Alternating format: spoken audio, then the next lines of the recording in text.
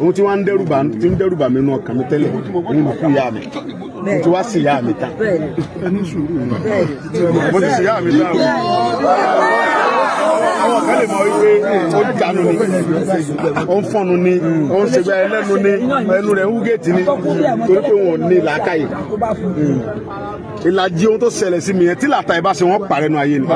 èyí ò dẹ̀ kí gbẹ̀yìn òdi ìjagun gbogbo eléyìí tọ́lọ́run ni mo ti sọ fún wọn lánàá church níwájú àwọn pásítọ̀ yẹn nígbà táwọn kan gbà wọn rí náà pé wọ́n wá jólè mi wọ́n ní wọ́n jó tà kọ́kọ́ náà ẹjọ́ wọn wá jólè kú ẹ bá wọn náà bàjẹ́ kú wọ́n lè jó wọn ò lè jọ́ lọ́hùn wọn ò dẹ̀ lè jó ẹ̀mí mi lọ́dọ̀ Ọlọ́run àwọn kan náà lẹ̀ mí mi Ọlọ́run ló ní níjọ́ tí ń kú Ọlọ́run lọ́mọ so mo dúpẹ́ lọ gbogbo yín mo ti sìn yá mi tán mo ló ń dẹ́rù bà mí torí mo bá Ọlọ́run dáná jẹ́ mi pé Ọlọ́run gbà fún mi kí n sìn yá mi kí gbogbo ọmọ Yorùbá wá dúró tì mí káyé yẹ yá mi kọ́ ayé ti yẹ yá mi ọ̀rẹ́dì ìyá ni yá mi.